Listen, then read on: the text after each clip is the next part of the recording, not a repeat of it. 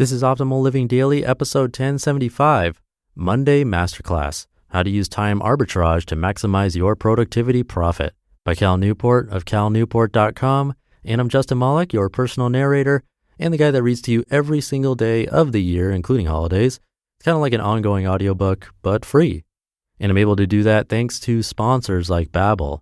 I wish I had Babbel when I was learning Spanish in high school because I did 4 years of it straight, but still didn't feel fluent after. Babbel's lessons are designed to get you speaking confidently in your new language and actually remember what you learn. Go to Babbel.com and use the offer code OLD to get 50% off your first 3 months. That's Babbel, Babbel.com. The offer code is OLD, and I'll get you 50% off your first 3 months. Now, the title of this post may be a little intimidating. It kind of was for me, but don't worry about it. Take a listen. He starts off by talking about what arbitrage is and then goes from there. I think you'll enjoy it. So with that, let's get right to it as we optimize your life. Monday Masterclass, How to Use Time Arbitrage to Maximize Your Productivity Profit by Cal Newport of calnewport.com. The Wonders of Arbitrage. In this article, I explain how to apply the well-known concept of arbitrage to the hours in your daily schedule. By taking advantage of the different values of these hours to different types of work, you can use time arbitrage to maximize your productivity profit, which describes the value you extract from the day in terms of both work accomplished and relaxation achieved. We are at our best when we balance both. Arbitrage basics. Arbitrage is a simple concept. In finance, it describes the simultaneous purchase and sale of assets that generates a profit due to a difference in price.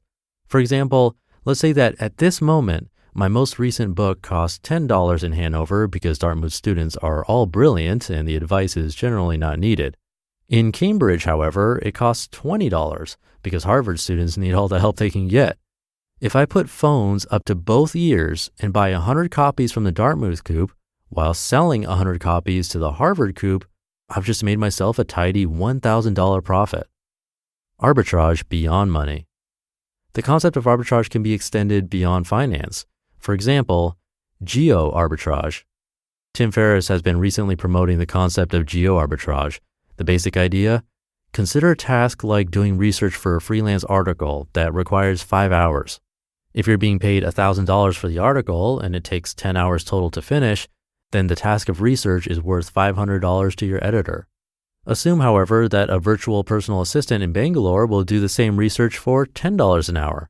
You can now buy the asset, 5 hours of research, for $50 in India, and then sell it to your editor for $500, making a profit of $450.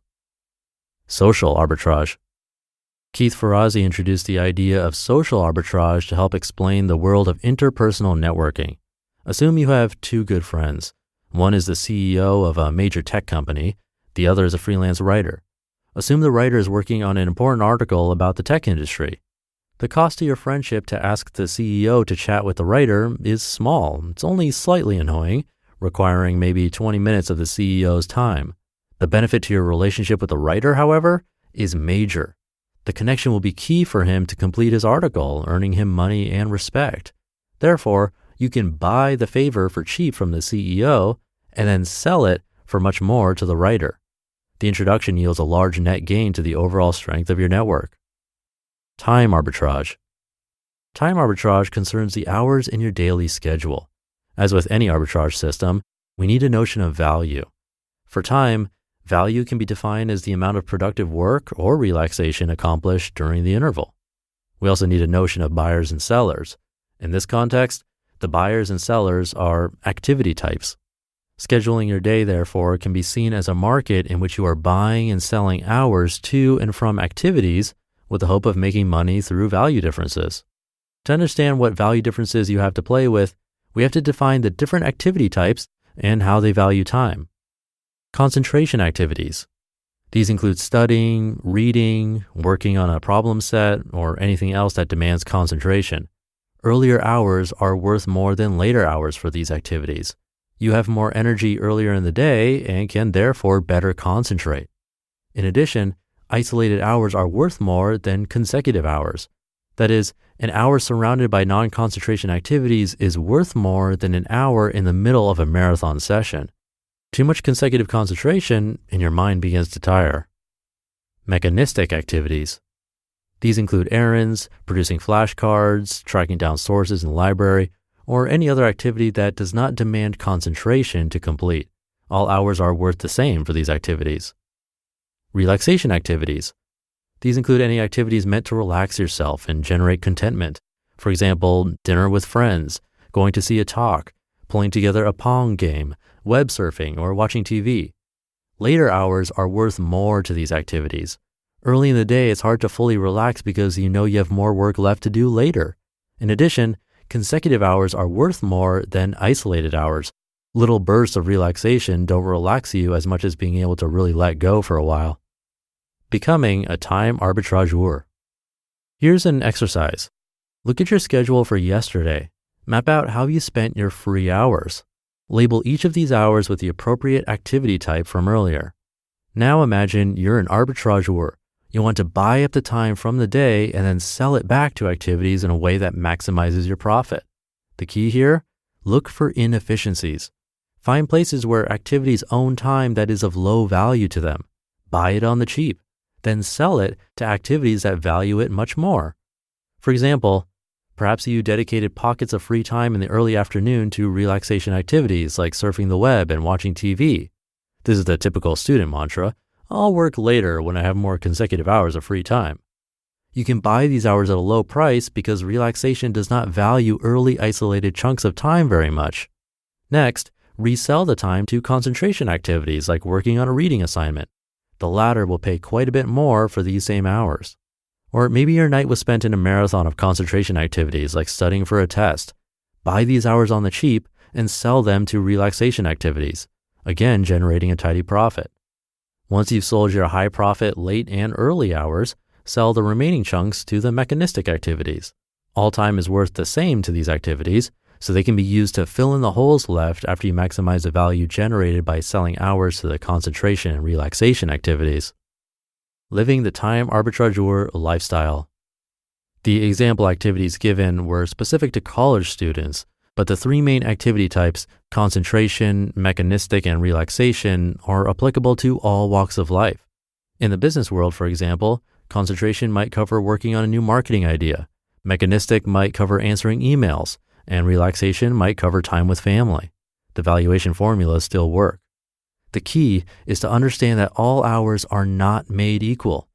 When you begin seeing your free time in terms of the different value it brings to different activities, and you develop a thirst for maximum productivity profit, you'll be surprised by how much more value you can wring out of each day. You just listened to the post titled Monday Masterclass, How to Use Time Arbitrage to Maximize Your Productivity Profit by Cal Newport of calnewport.com. I really like that one. Definitely try out his experiment of looking at your schedule from yesterday and then try to maximize your productivity profit. If you don't remember it, you can always go back and find this article. We have it linked at oldpodcast.com. Just find this episode's description, or it's also in your podcast app in that episode's description. And thank you again to Babbel for their support. You can learn Spanish, French, Italian, German, Russian, Swedish, and more. And using Babbel, you can be speaking your new language within weeks. Curated review sessions will reinforce what you've learned by bringing it back in new contexts, committing it to memory so you'll never struggle for the right words. This would have been great when I was learning Spanish in high school. Probably would have saved me hours, and I'd probably know a lot more of the language today. Especially because Babbel's lessons are crafted by language experts and voiced by native speakers. It helps you get ready for real-life situations. It's really easy to get started, and lessons are available anytime and on desktop, smartphone, or tablet synced across devices. Go to Babbel.com and use the offer code OLD to get 50% off your first 3 months. That's Babbel, Babbel.com, offer code OLD for 50% off your first 3 months. And I'll leave it there for today. I hope you're having a great day, and I'll be back tomorrow reading to you where your optimal life awaits.